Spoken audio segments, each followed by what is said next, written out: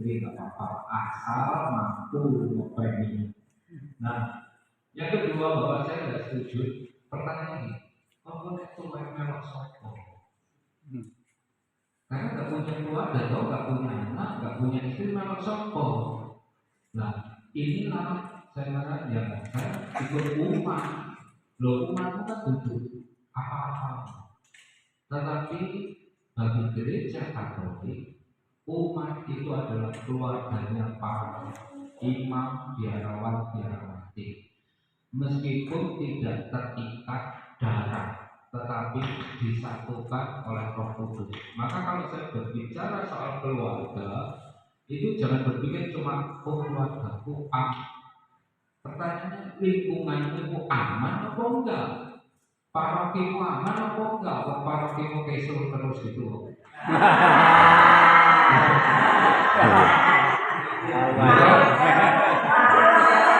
Mengikuti. Apa sih gagal?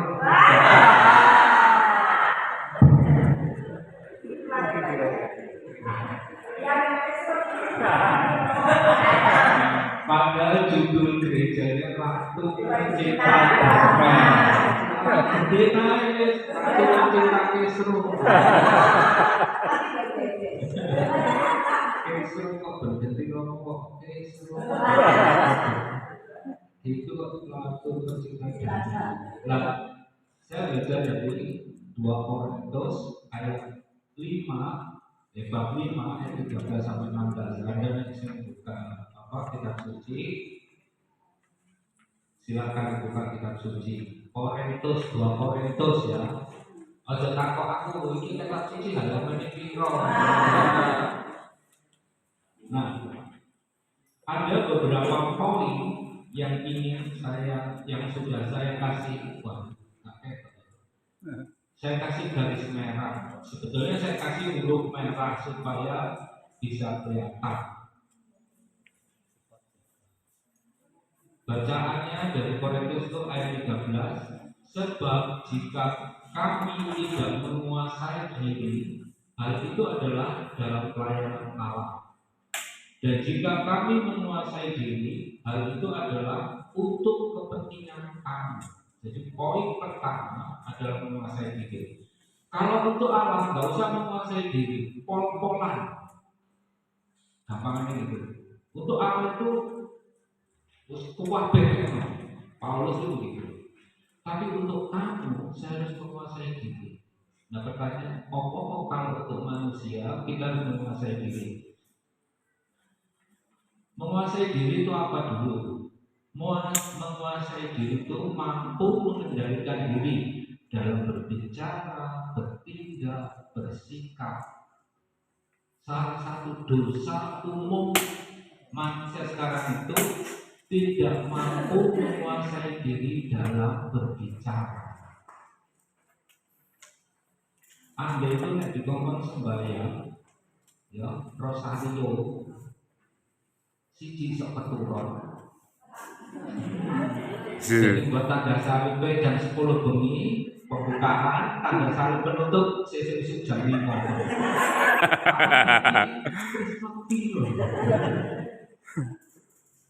Dua dosen, tetapi ada yang dijak rasa-rasa.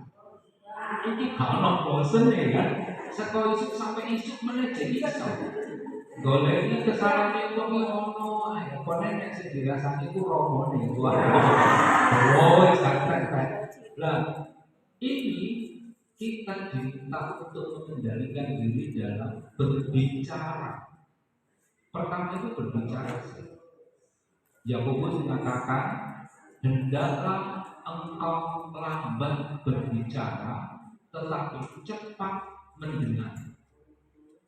Yakobus.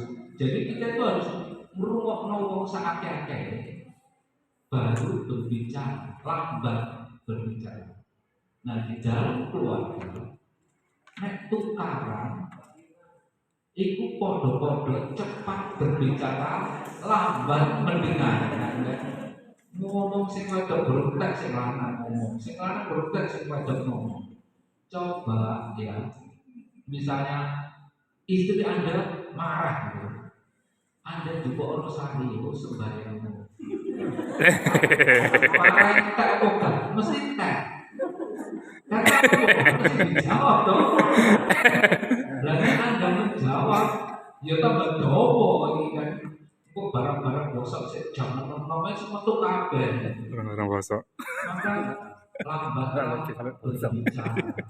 Mengendalikan diri itu yang paling sulit itu mengendalikan lidah. Yakobus itu menulis satu bab tentang lidah.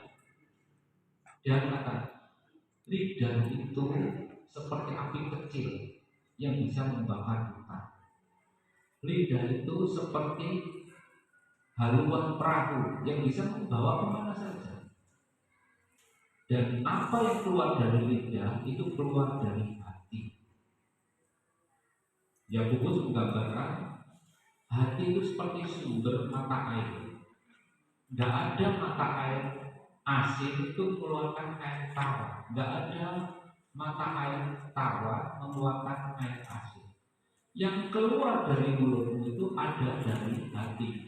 Kalau hati itu baik, yang keluar itu baik.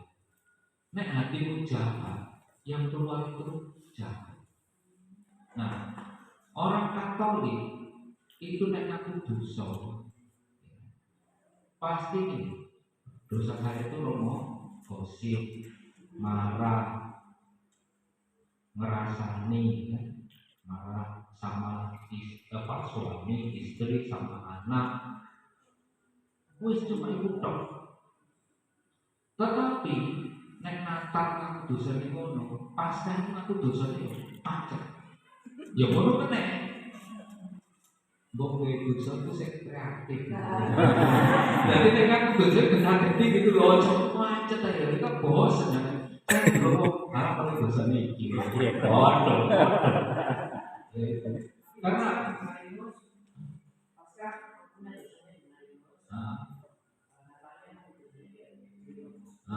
tapi dosanya podo.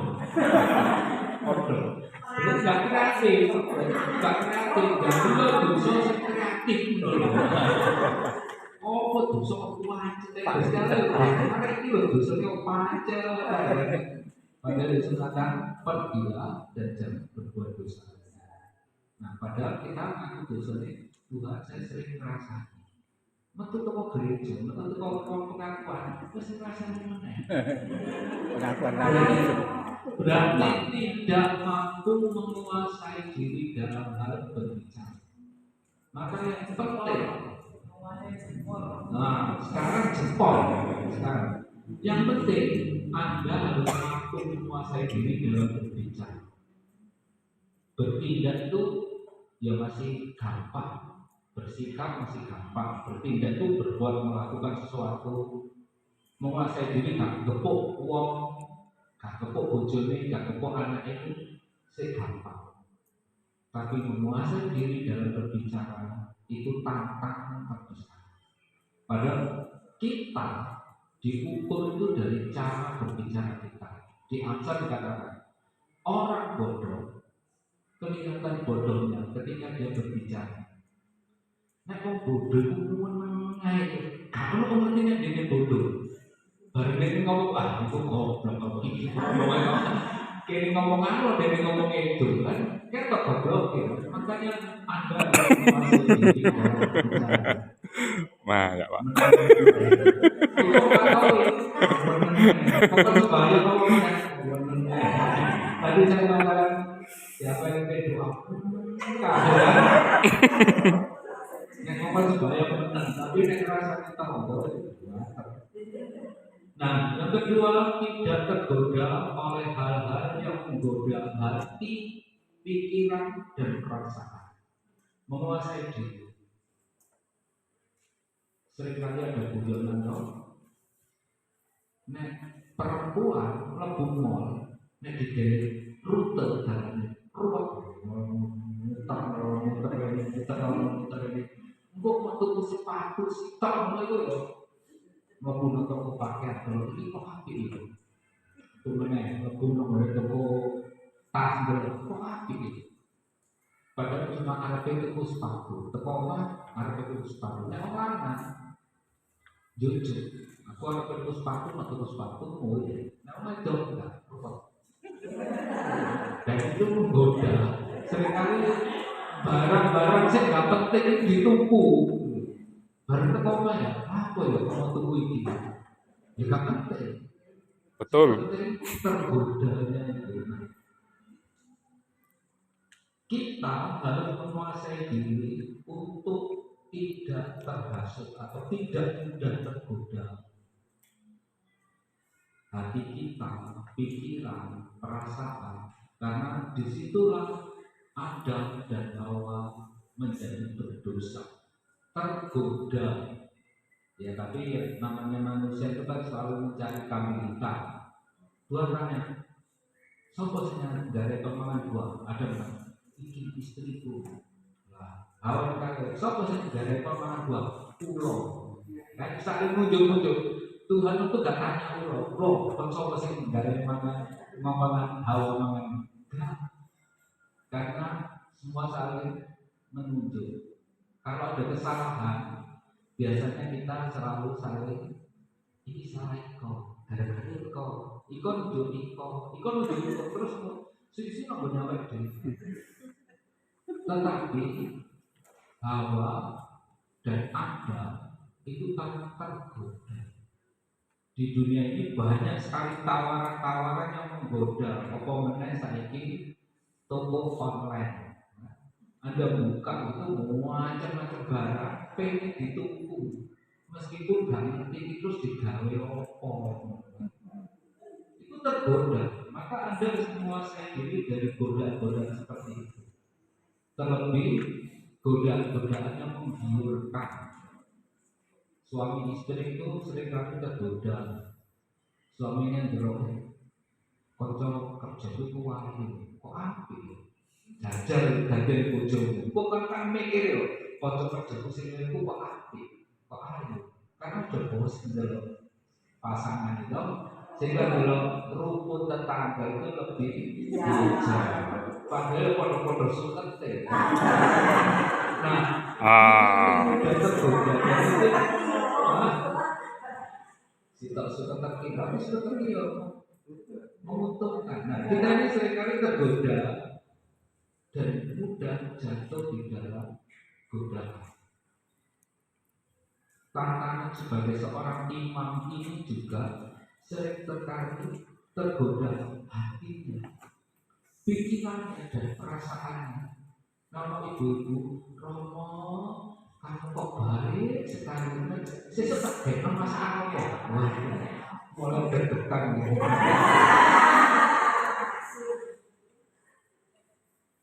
Kemudian menguasai diri itu tidak mencari kepuasan diri. Jadi orang itu punya cenderungan untuk mencari kepuasan. Akibatnya mengabaikan orang lain karena dia ingin mencari kepuasan diri.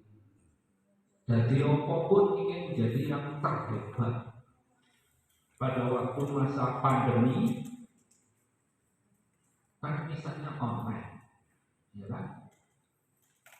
Banyak romo, mari misa itu belum YouTube. Bukan lihat apa-apa, belum ini. Sopo saya like, sopo saya subscribe. Tapi kan goblok kan dia. Lalu apa ngomong-ngomong dia didelok-delok. Kamu kan gak sadar kalau ngomong goblok.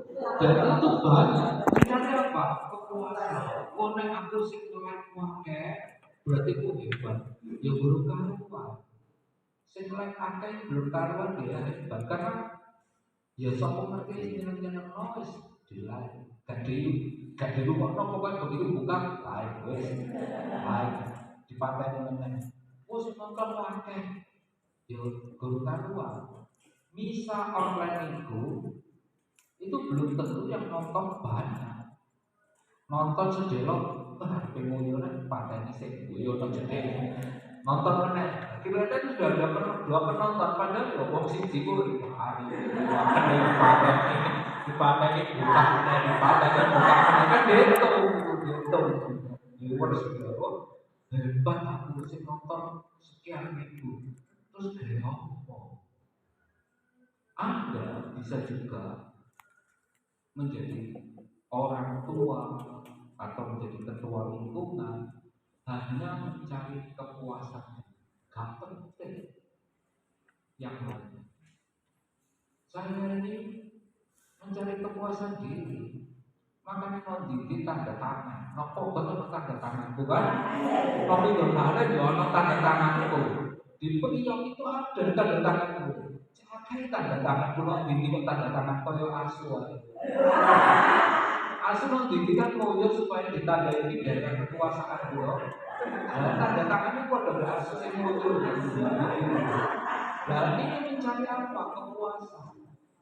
Terus nek cerita dulu saya SKP mono itu ketok itu mencari kekuasaan. Nek kalau aku gak iso lingkungan iki maju. Nah, wis mulai to. Koyoke dhewe sing dadi Gusti Allah. Padahal enggak. Ini apa? Mencari kepuasan diri. Jadi kalau Anda melayanilah dengan total seperti kata Paulus. Tapi kalau Anda berhadapan dengan orang, Anda harus mengendalikan diri.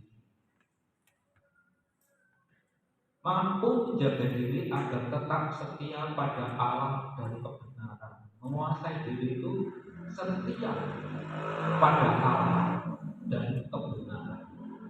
Pada Allah saja belum tentu benar. Pada benar saja belum tentu kepada Allah. Misalnya pada Allah saja itu yang terjadi pada saudara-saudara kita yang maaf kata muslim dan setia pada Allah. Pakai pakaian harus pakaian muslim, kan? Setia pada Allah. Kamu gak boleh gugur dengan kafir. Kakak saya itu ipar saya, jadi istrinya kakak saya salaman sama saya nggak mau, karena kalau kamu aku itu juga aku gak mau. Jangankan ikut salaman. Kakaknya dia ini, suatu hari anaknya dia itu melahirkan, jadi dia itu udah punya cucu, ditulis di grup keluarga. Nama anaknya itu baru saja istrinya punya anak melahirkan. Dan jenenge mlebu grup. Iki kan jenenge woro-woro ulem-ulem lah bahasa Jawa kan. Teko aku diutuh. Logikanya kan gitu. Ya saya bilang adik saya bilang, ya berteko kok. Ya apa sih teko di Pasuruan.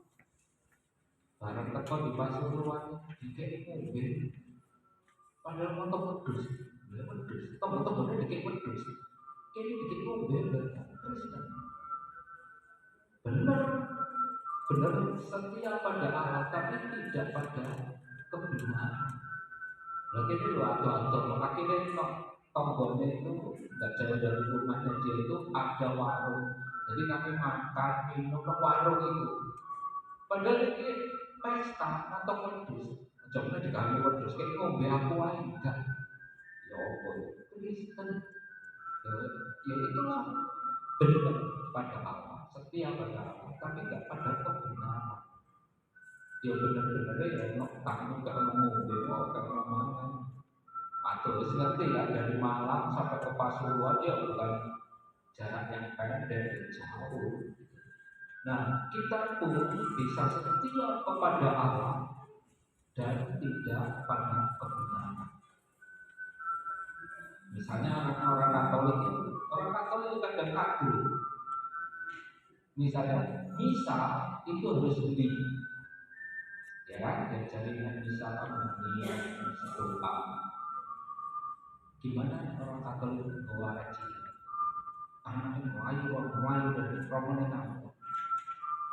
Itu kuat bisa nuntut anak apa kan? Loh anak sebut 3 tahun 4 tahun ya dituntut rono ya gak ngerti. Ya tetap yang lain kader kan. Setia kepada Allah tapi kepada kebenaran. Haji itu butuh ruang. Haji itu gak bisa iso lungguh jenak karena energinya masih banyak. Nah aku arek cilik mlayu-mlayu, bisa jalan no. Tapi nek bapak sing mlayu-mlayu tak disuruh kon bapak disuruh mlayu. Nek bapak kan ya salah dong, nek anak ya sama arek cilik. Nah, kita pun seringkali setia pada Allah, tapi tidak pada kebenaran. Di lingkungan beberapa orang itu butuh karena dipermalukan. Cerai memang nggak boleh di dalam kantor. Cerai, ajaran memang nggak boleh. Tetapi ada orang cerai bukan berarti dibuang oleh gereja. Orang cerai terus terima komun. Kok cerai? Kenapa terima komun? Sing larang cerai terima komun itu sopo? Sejauh dia nggak nikah lagi, nek orang nikah lagi, cerai dan menikah lagi, gak oleh terima komun. Tapi nek cerai tok, yes, gak apa-apa.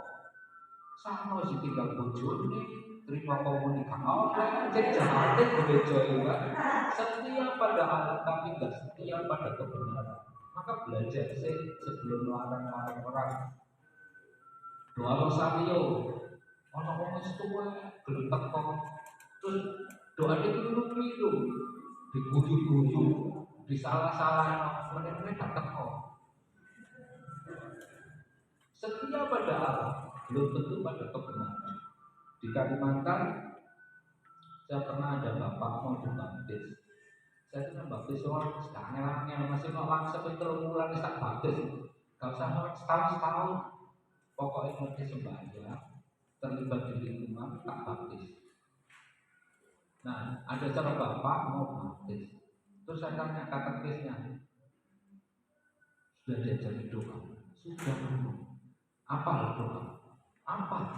Saya tuh nggak butuh doa macam-macam. Pokoknya Bapak kami, Salam Maria, kemuliaan, aku percaya, selesai. Kan itu doa rosario dong. Gak usah ruwet-ruwet doa tobat, doa macam-macam itu. Pokoknya kalau bisa ikut sebagai suarga lah. Mari mana bapaknya coba sih, karena katekis ini ngomongnya, wah melip-melip menyebut bagus banget. Saya sampai jengkel, saya bilang coba sih bapak ini, coba doa bapak kami. Wah, benar salib, benar saya. Bapa kami yang ada di surga, dimuliakanlah namamu, datanglah kerajaanmu, di atas bumi seperti dalam neraka. Apa dong bumi seperti dalam neraka? Neraka gak disebut rombongannya ya sudah. Ya sudah, ya bisa baptis saja. Diajari ngarep ngisor lali, diajari ngisor ngarep lali. Arep apa? Bener, tapi nggak setia pada Allah. Maka yang kedua, kasih Kristus menguasai kami. Anda sudah dibaptis, berarti Anda sudah menerima Roh Kudus. Ketika dibaptis Anda menerima Roh Kudus, maka ojo aneh-aneh baptisan Roh Kudus barang cukup Anda dibaptis itu terima Roh Kudus. Karena orang yang tidak terima, baptisan Roh Kudus, baptisan itu bisa lah. Maka kudu baptisannya cukup baptisan itu sudah menerima Roh Kudus. Apa kantor baptisannya cuma dituangi air di atas itu, kok gak diselam? Coba tanya, diselam itu sahnya selam itu apa? Nek ini teles, iya dong. Lah apa repot-repot kok wae diselam sae nek ini teles, ya guyang ini kan cukup. Apa blas-blas no? Gak perlu dong. Nah, kita sudah menerima Roh Kudus. Bahkan Paulus mengatakan Roh itulah yang mengajarkan kita menyebut Allah sebagai Bapa dan Kristus hidup di dalam kita. 1 Yohanes bab 4. Kasih Kristus adalah Allah itu adalah kasih. Kalau kita di 1 Yohanes bab 4 ayat 20 mengatakan kalau kamu mengaku mengasihi Allah, tetapi tidak bisa mengasihi saudaramu yang tampak, ya kamu nggak bisa mengasihi. Tidak mungkin kita mengasihi Allah yang tidak tampak kalau tidak bisa mengasihi saudara kita yang tampak. Jadi kalau kamu mengaku orang beriman, sembahyang, novena, melokot, sekarang ada rosario, terjungkum, ada novena, macam-macam. Percuma kamu nggak bisa mengasihi saudaramu yang tampak. Kamu pelayanan di mana-mana, percuma kamu nggak bisa melayani keluargamu begitu. Pernah ada ibu-ibu WKRI. Memang ibu WKRI itu ada ibu WKRI di gereja kami pada waktu itu. Ada ciri-ciri itu di TTP, ada penitipan anak balita. Ibu-ibu naik udang atau penangan itu anak itu pada ubah dulu di sayang-sayang. Tapi ada anak itu ngomong, mamaku kurang ngomel, sampai bosan gak perasaan ngomong. Padahal ada anak wong di gudang-gudang, disayang-sayang, melayani orang lain bagus. Tapi layanilah dulu keluargamu sayang-sayang ojo sayang tonggone, bojomu sayang-sayang sebelum nyayangi romone gitu loh. Cukup untuk itu kerasan. Gak usah disayang-sayang. Kan romone digawe ikan bakar, ayam bakar, semua enak. Bojone tempe.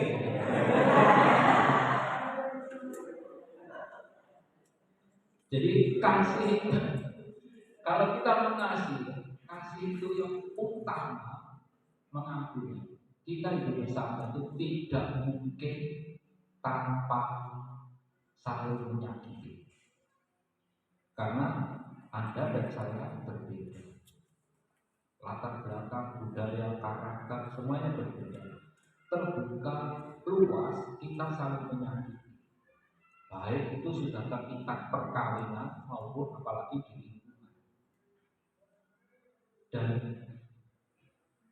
Yesus mengatakan bahwa yang utama adalah mengampuni. Maka Yesus juga mengajarkan pengampunan itu berulang kali dalam berbagai peristiwa. Dalam doa Bapa kami, Matius pun bilang, maka ampunilah orang yang bersalah kepada kami seperti ampunilah kami seperti kami pun mengampuni yang bersalah kepada kami. Jadi pengampunan itu bukti kasih yang besar. Kasih Anda bisa diukur besarnya seberapa ketika Anda bisa mendoakan yang baik untuk musuh-musuh Anda, bisa mengampuni orang-orang. Karena kalau orang tidak bisa mengampuni, hidupnya itu ruwet. Percaya, kalau Anda ya berani ngomong mati, jelek wajah. Kalau orang itu punya beban dosa atau punya dendam, kebencian, mesti wajahnya ruwet. Percaya, jelek ngomong mati. Jadi saya itu kalau ada orang mati saya lihat wajahnya, menggambarkan bagaimana dia hidupnya. Kasih, maka kalau Anda punya kasih, Anda harus mengampuni. Mengampuni itu bagaimana? Melupakan kesalahan. Melupakan itu bukan berarti peristiwanya saya lali seperti laptop ini saya delete hilang semua. Amnesia itu enggak. Melupakan itu ketika kita bisa menutup masalah. Artinya kita berusaha mencari yang positif. Misalnya Anda suami istri bertengkar, yang terungkap apa? Kesalahan. Ya, nggak mungkin bertengkar. Kamu tuh loh, ganteng sih, nggak mungkin. Pokoknya semana, kamu loh, paling ayu sak pokok, nggak mungkin. Kalau tengkar ya pasti lah. rupamu koyo bedes, gitu. Gak mungkin saling memuji. Nah, itu seringkali menyakiti hati kita. Bagaimana kita bisa melupakan masa kesalahan kalau kita mau lihat hal-hal positif dalam hidup kita? Masa sih selama perkawinan gak pernah punya kenangan bahagia? Ya pernah dong. Kalau kita memusatkan pikiran kita pada masa-masa bahagia itu, ya kita bisa melupakan kesalahan. Tapi kalau kita memusatkan pada masa-masa kita dikecewakan, dikhianati, ya kita tidak bisa melupakan kesalahan. Maka ingat-ingat masa bahagia. Pernah ada suami istri itu bertengkar. Saya tanya dulu, kalian pacarannya di mana? Oh, di kampus. Pernah makan bakso bareng apa enggak pas pacaran? Ya sering rokok. Waktu mahasiswa kami masih enggak mampu. Ya saking balik no kampusmu, lampu atau kampus, makan bakso bareng. Di mana kalian dulu bertemu, di mana kalian dulu merasakan cinta, di situ harus kalian mulai. Ya bisa dibenahi.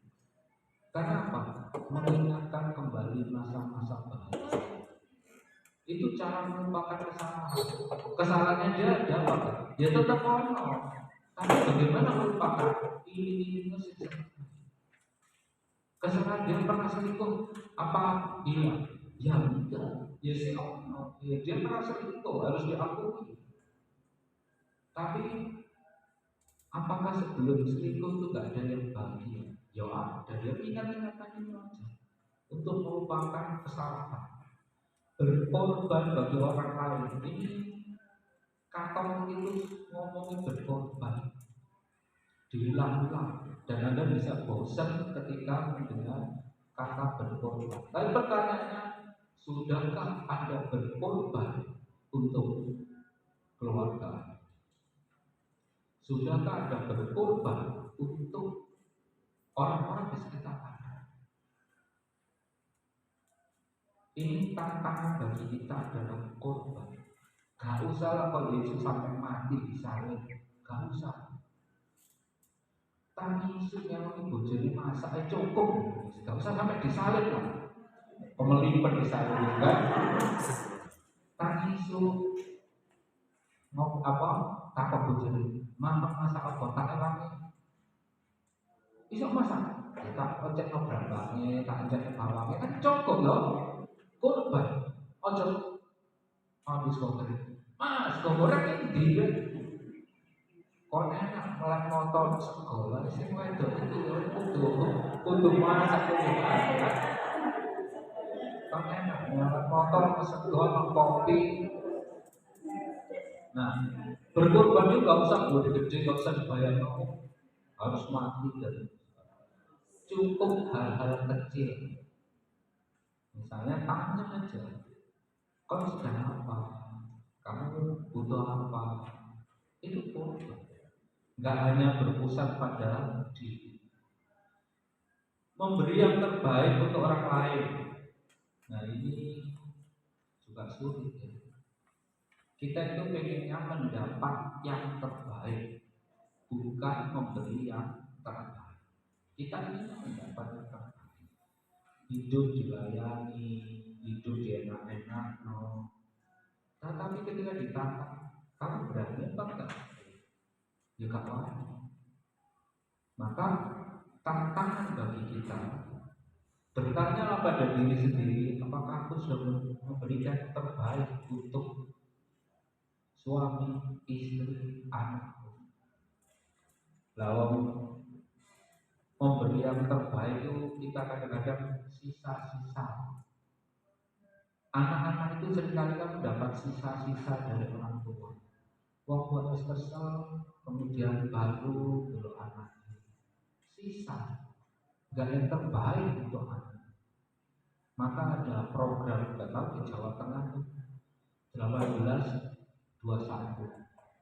Artinya mulai pukul 18 jam 6 sore sampai jam 9 malam.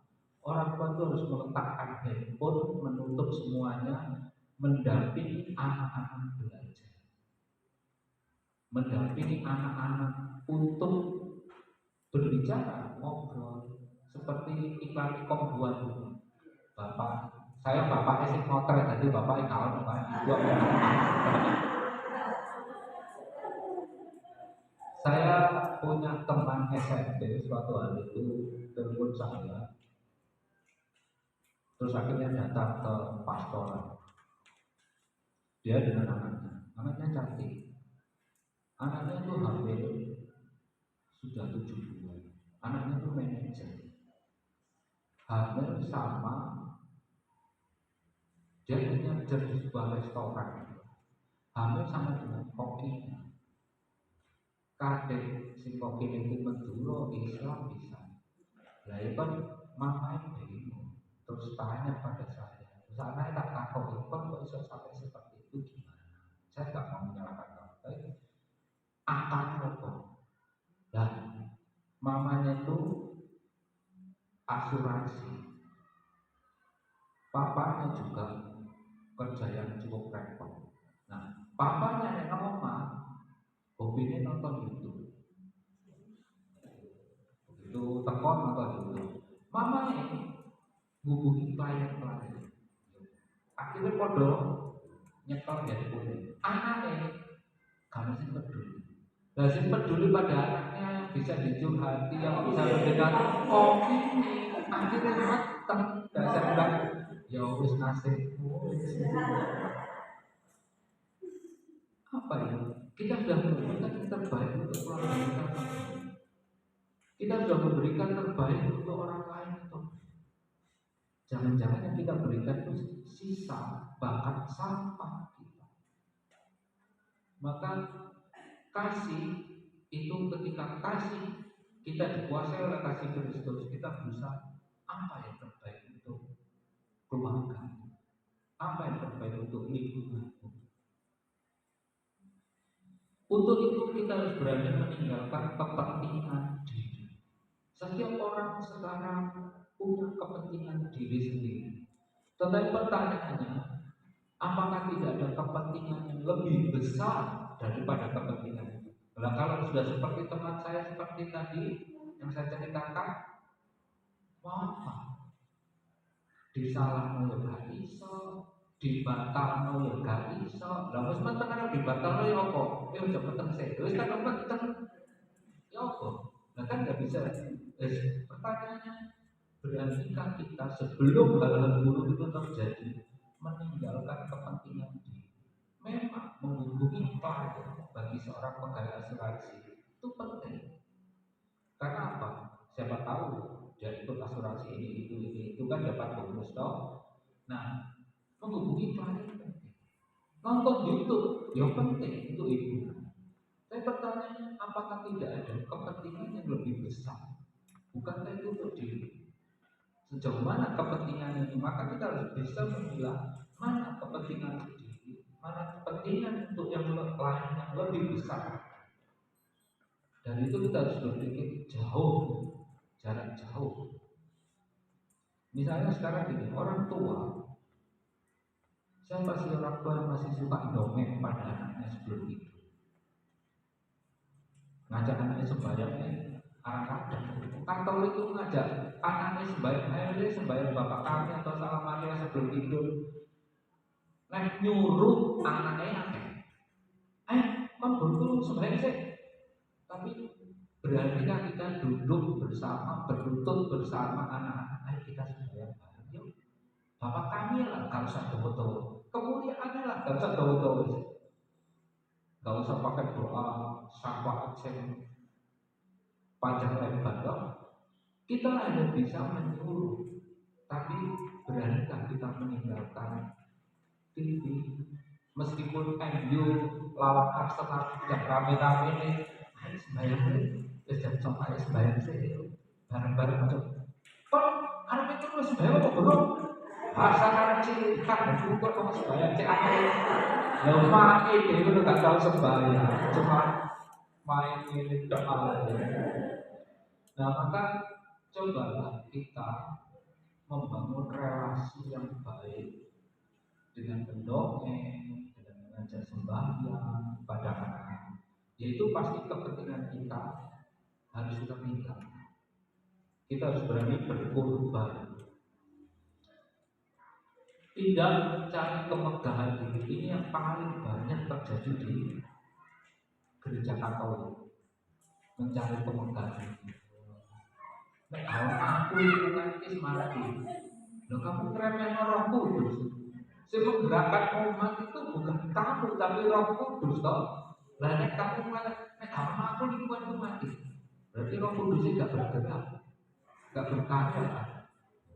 Kamu lebih hebat daripada Roh Kudus.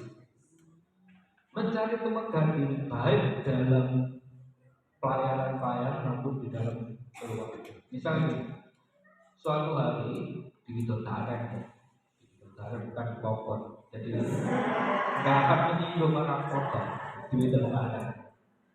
Satu hari itu mau misa malam Natal, saya tuh di dulu kan BBM ya, belum ada BBM, saya BBM seseorang ditanya kamu di mana, nggak istirahat, nanti malam kan misa.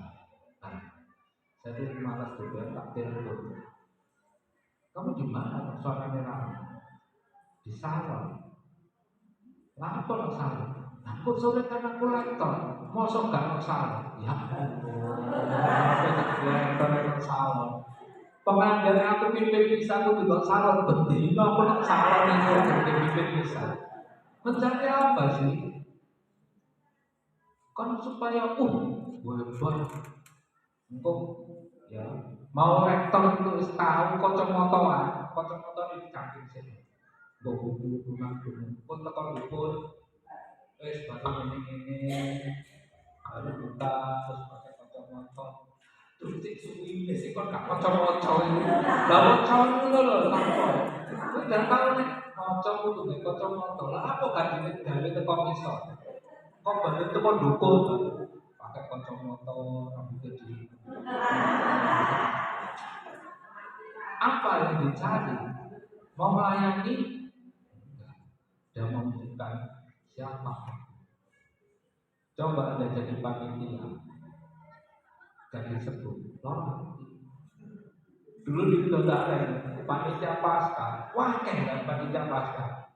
Nah aku nyebut yang lali, saya tak sebut saya kok karung-karungnya, ketok-ketok.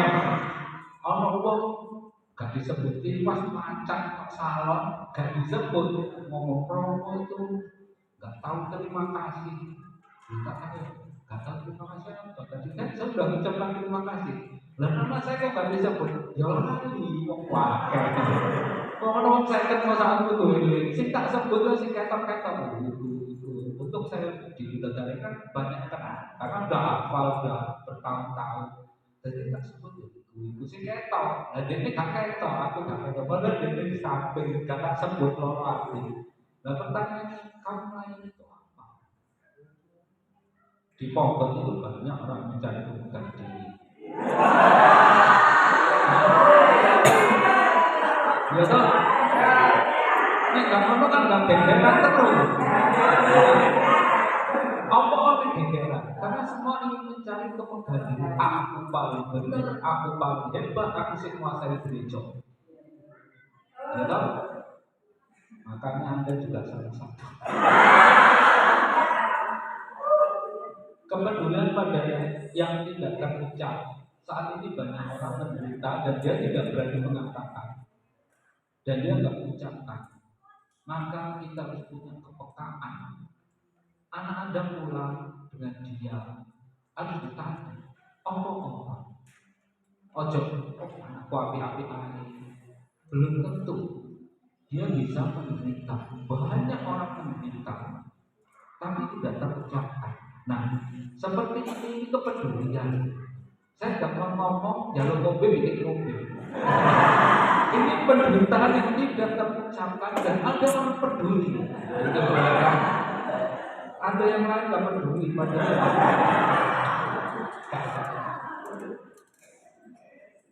Tidak hidup untuk diri sendiri.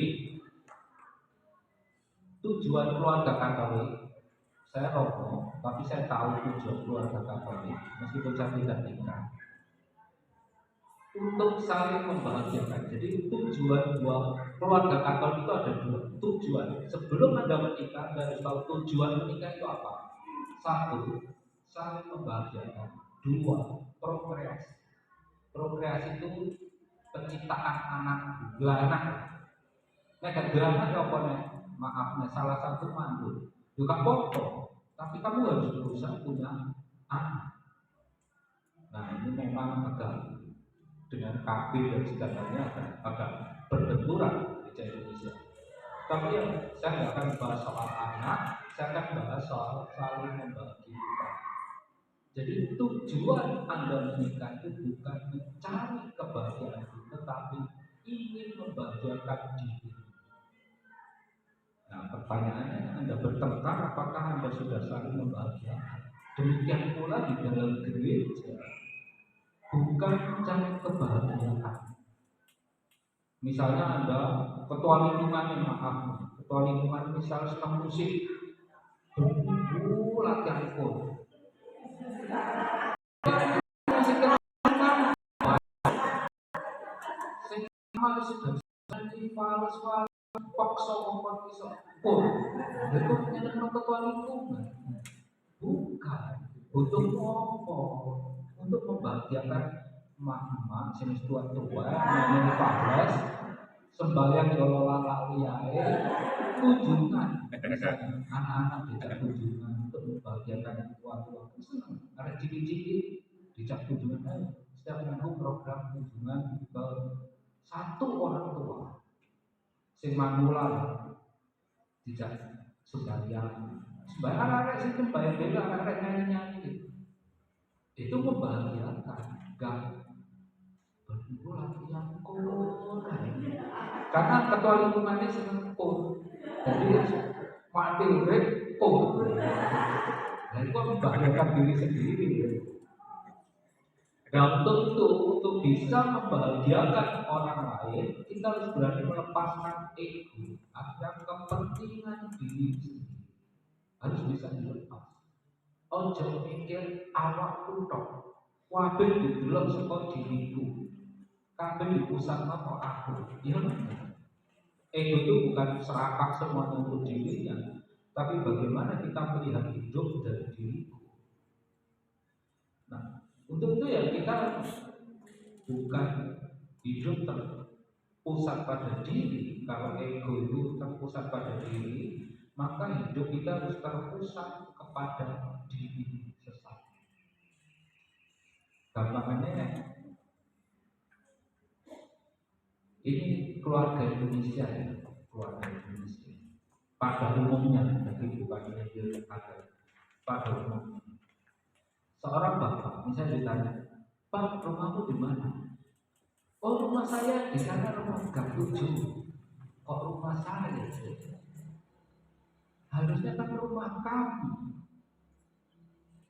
Lah dari saya, kalau saya ditanya rumahmu di mana? Rumah saya di Laksa. Ya kan gak ada sopo-sopo, bukan ya, ada bojo, ada di mana ada bojo, masuk cek saya aja. Itu kan ego. Rumah saya Kalimantan itu bagus. Di Kalimantan itu gak ada kamu, aku, adanya kami, mereka.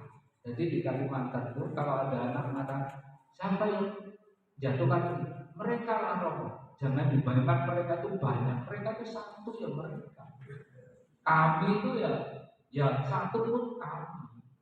Ya karena mereka punya dasar kebersamaan. Nah, kita seringkali terpusat kepada diri. Harusnya kita mulai terpusat kepada sama. Sekarang tidak menilai orang dengan ukuran manusia. Ini yang terakhir dari Korintus tadi. Kita punya standar tertentu tentang orang. Anda baik, Anda jelek, itu standar tertentu. Apalagi seorang Romo itu bisa baik, bisa jelek sekaligus. Karena ngomong Romo itu apa? Ngomong Romo itu apa? karena pakai standarnya masing-masing. Saya beberapa waktu lalu mengatakan ada orang itu memuji-muji seorang romo. Romo itu bagus, pelayannya juga. Saya bilang, Ibu, kalau mau tahu romo itu bagus, sabar, baik hati, lemah lembut, tidak suka marah, jangan tanya orang jauh-jauh, tanya ke ibu rumah tangga, ibu-ibu sing bendino omah itu, sing bersih-bersih, poster. Tanya mereka, mereka tuh tahu persis romo setiap romo. Karena apa? Bendino itu. Kalau saya dengan Anda, saya berusaha bisa bertopeng menyesuaikan Anda. Tapi kalau di rumah saya nggak bisa bertopeng terus, saya melepaskan topeng saya dan saya menjadi diri saya sendiri. Dan setiap orang punya standar tertentu. Misalnya gini, saya kalau ngomong dengan sesama imam, saya berbicara soal teologi, kitab suci dan sebagainya. Karena standarnya seorang imam harus berbicara seperti itu. Tetapi kalau saya berbicara dengan tukang beca, ya saya menyesuaikan dengan standar mereka, toh. Gak mungkin saya berbicara teologi, filsafat, kitab suci, gak mungkin mereka. Nanti kita goblok ya saya. Nah, harus menyesuaikan dengan standar.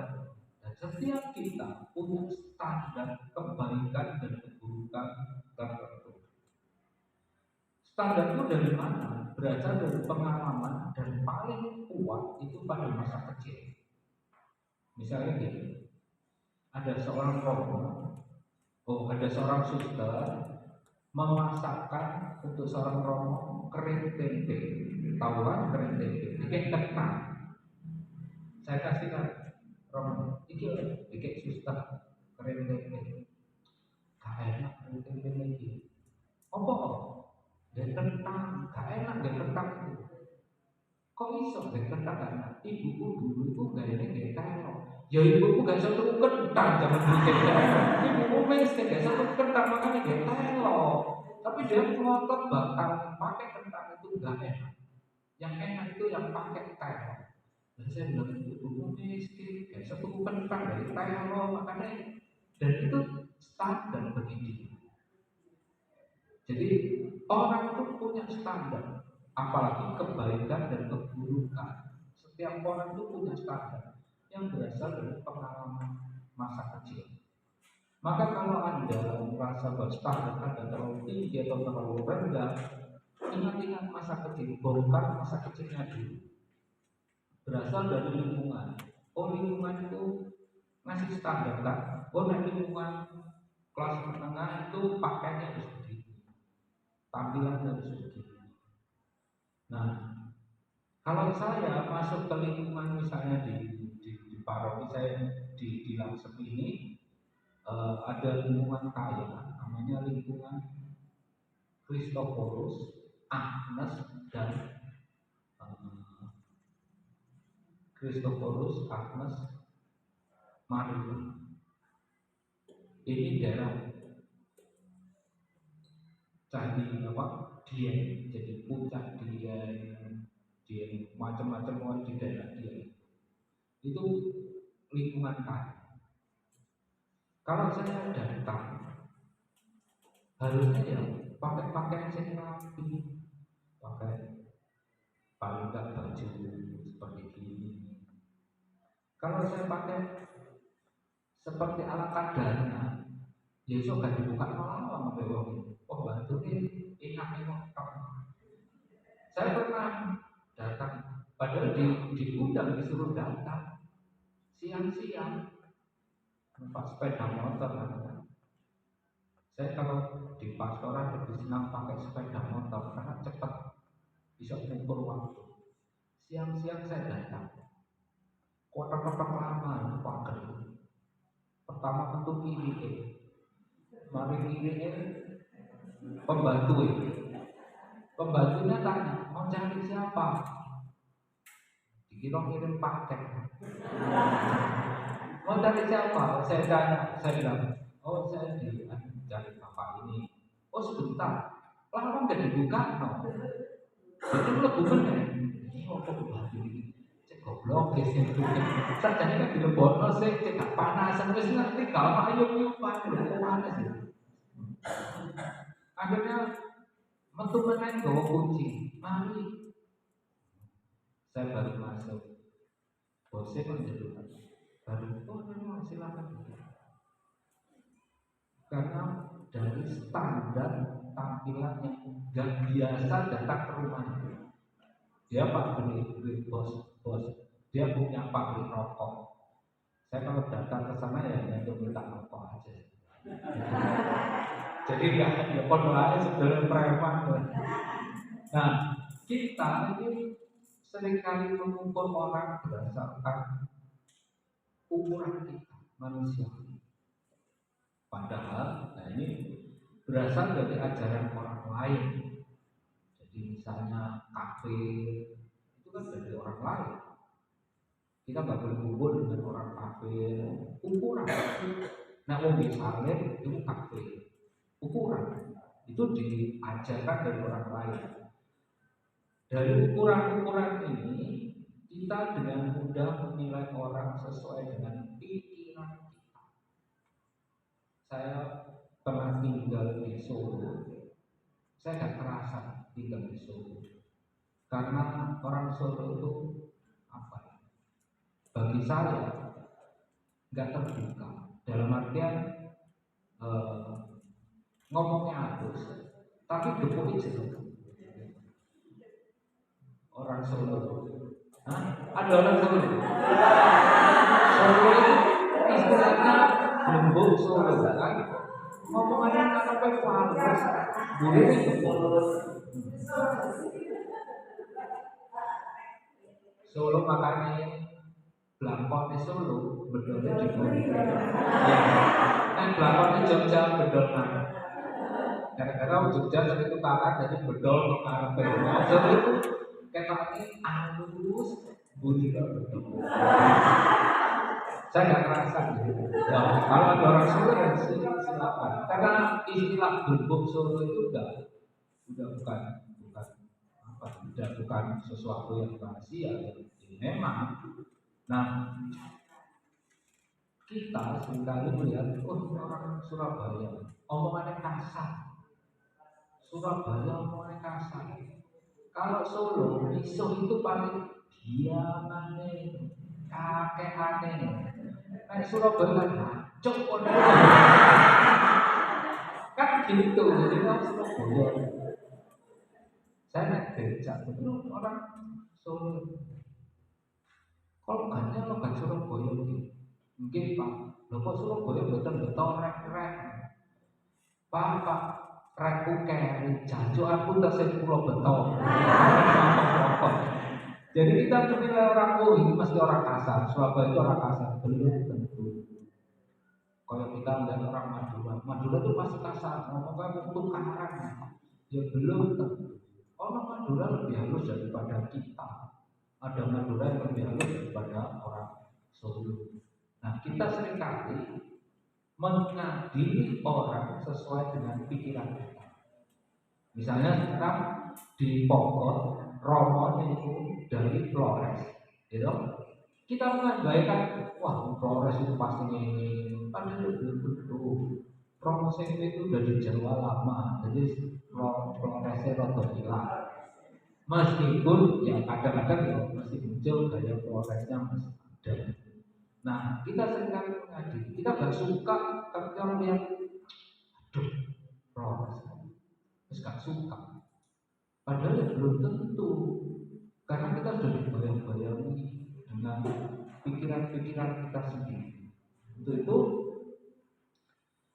kita harus melihat bahwa semua orang adalah ciptaan Allah. Jadi, memandang orang sebagai ciptaan Allah yang sempurna. Karena Allah setelah menciptakan, dia selalu mengatakan baik adanya di dalam kitab Perjanjian. Setelah menciptakan segala sesuatu, dia selalu mengatakan baik adanya. Demikian pula setelah menciptakan Anda, Allah itu mengatakan baik adanya.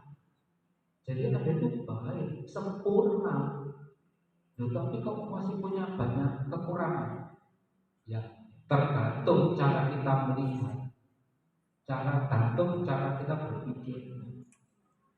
Maka kita hanya bisa menghargai orang kalau kita melihat bahwa setiap orang itu baik. Jadi kita harus melepaskan segala penilaian dari pikiran kita. Nah, tetapi ya tidak ada orang baik seluruhnya, tidak ada orang buruk seluruhnya. Kalau dalam filsafat Cina itu ada yin yang, dalam yang ada yin, dalam yin ada yang, dalam putih ada hitam. Dalam orang baik ada kejahatan, di dalam orang baik ada kebaikan. Misalnya bapaknya Petrus. Petrus orang baik, Yesus mengangkat dia sebagai batu karang, pemimpin gereja yang pertama. Tetapi dia juga punya banyak kelemahan, keras kepala, sok tahu, sok ngerti. Ketika Yesus mengatakan, menurut kamu siapa? Oh, kamu Mesias. Copot Petrus. Ketika Yesus mengatakan, nanti Mesias akan menderita sengsara, wafat, disalib. Wih, Petrus, Tuhan nggak boleh ngomong, Mesias itu gak gitu. Oh, belum. Sok tahu, maka Yesus mengatakan, pergilah setan. Artinya itu perkataan yang sangat bagus.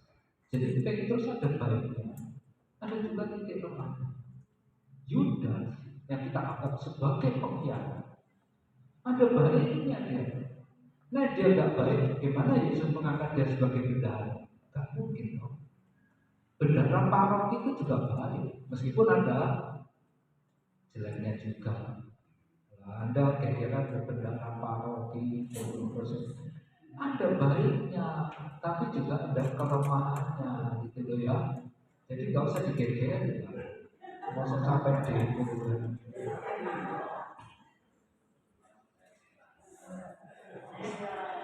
Iya,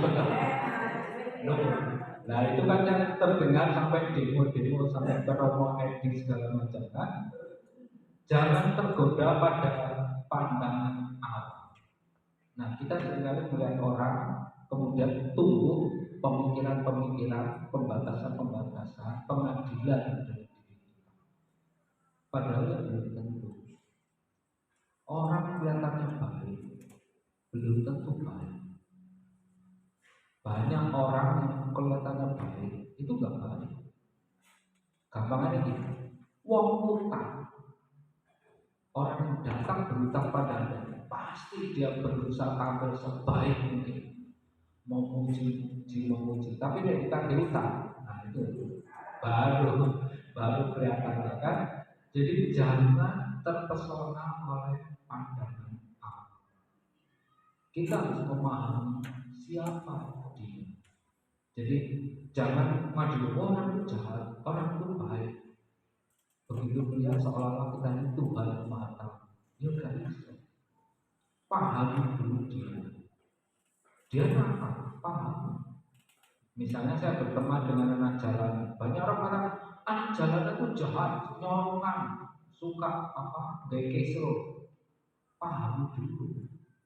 Ternyata banyak anak jalanan juga lebih baik daripada orang Katolik, bahkan lebih baik daripada imam. Ya tidak tertutup kemungkinan imam itu tukang. Ya ganti bojo jadi sing dijak dulu coba cocok gitu kan.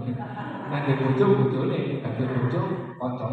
Meskipun imam selalu mengatakan pengampunan, kasih dan sebagainya, omong kosong.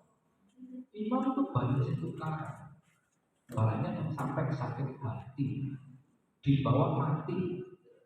Gitu. Karena saya pernah ada seorang imam yang tinggal bersama saya itu punya dendam. Dendam itu sih pas ini dari praktek sampai dia itu masih dendamnya di bawah. Dia mengatakan, aku nek mati, wong itu jauh oleh teko. Ya aku sudah, ya aku. Lah suka-sukanya dia teko, bekan teko pas aku yang ngelarang. Pokoknya gak teko. Sampai dendamnya seperti itu. Nah, anak jalan pernah saya mendapat pencerahan. Sore itu dua anak jalanan gelut mulut sampai akhir saya membunuh. Begitu ketika beliau saya dipanggil di telepon, saya datang ke rumah dia. Apa sih belum? Wes pokoknya saya nyala dengan segala kebun binatang dan segala perangkat tubuh manusia itu keluar. Wes akhirnya satu pergi. Itu jam 6 sore. Saya temu di situ sampai jam 9. Yang pergi tadi datang, sego. Terus golek yang habis dipukuli. Terus tak tahu, kenapa gawat sego ini? Sah nomormu ini gak sok ngamen. Karena kainnya itu jontor gitu, gak sok ngamen. Tak kok sego. Kayak sego mangan bareng. Tanpa dendam, tanpa kebencian, tanpa nilai pengelakon atau nyaku pengelakon apa ngelak aku enggak, mangan bareng. Anak jalanan bisa seperti itu. Romo dendam kecil sama perang sampai mata si goblok.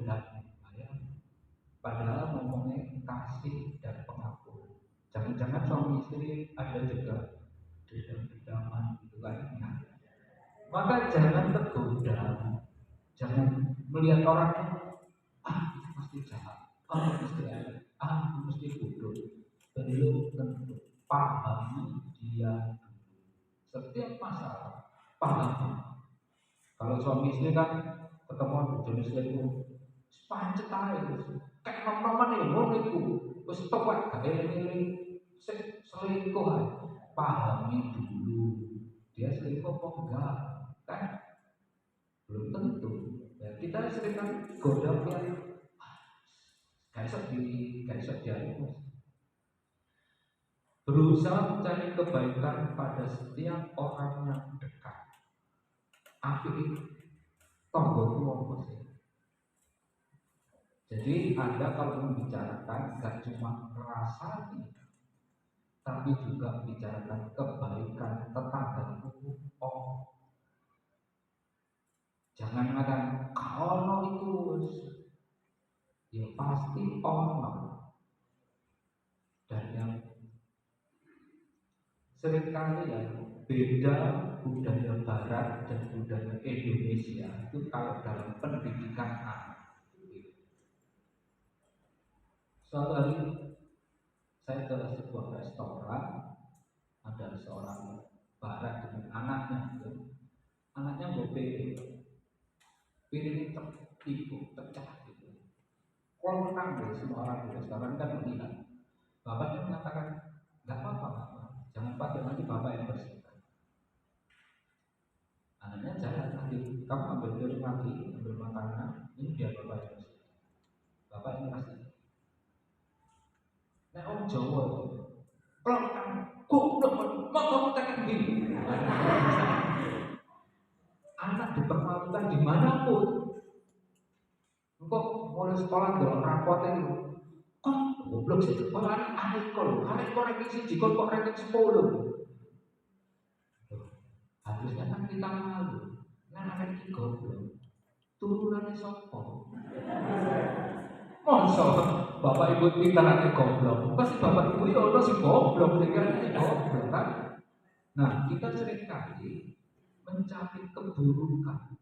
Anaknya berprestasi juara, kan? Ya pasti aja dong anaknya. Aku matematika dapat 10. Ya pasti aja dong. Mau tak les nona gak oleh 10 kan berarti goblok. Kapan sih anak ini dipuji? Kapan anak ini mencari kebaikan? Suami istri ya podo ae. Nek kodo asin pindike ngomel. Iya kan?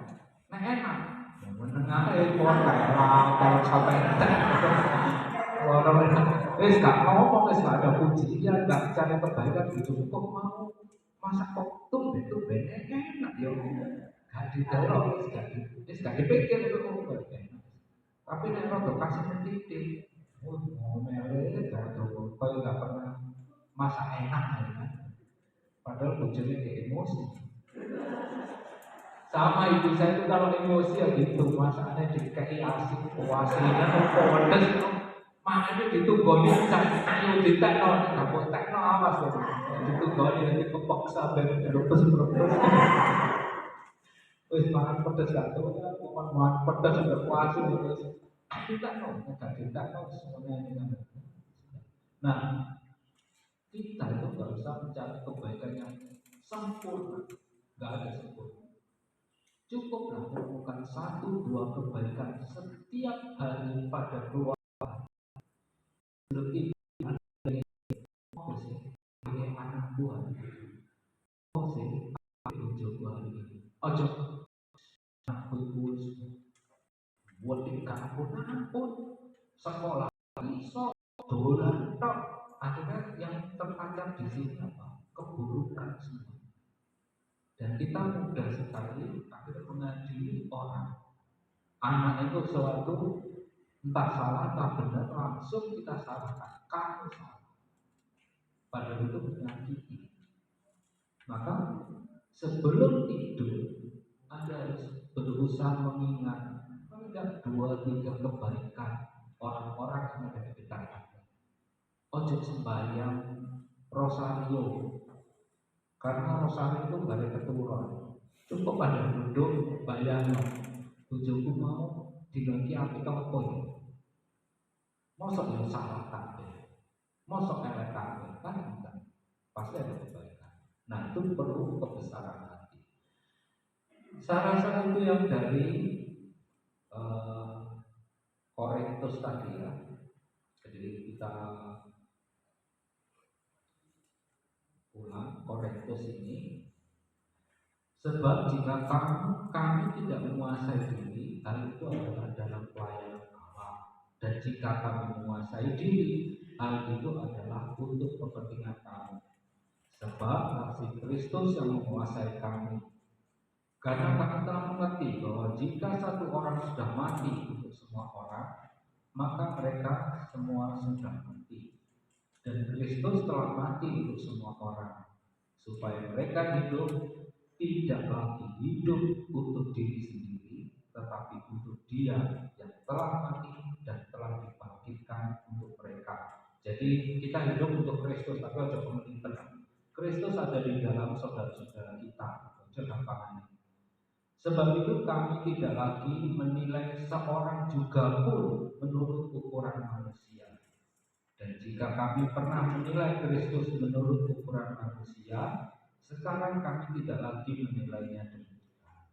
Jadi menilai orang bukan menurut ukuranku. Kalau kita harus hidup dan kita mati, hidup dan mati kita untuk Kristus. Tapi Yesus sendiri dalam Injil Matius malah aku ada di dalam saudara-saudara yang paling hina. Maka tanya, kapan Tuhan saya pernah mengasihi kamu maafkan? Kapan saya akan kamu mengasihi saudaramu yang hina, kamu sudah mengasihi aku. Jadi orang yang ada di dalam keluarga Anda, lingkungan Anda adalah Kristus. Yang harus Anda layani dan Anda harus berani mati dan hidup untuk mereka.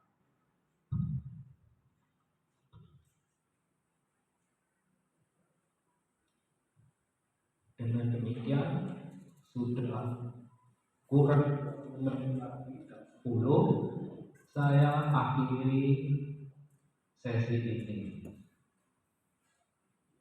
karena sudah ada kopi dan air. Ini kurang ini.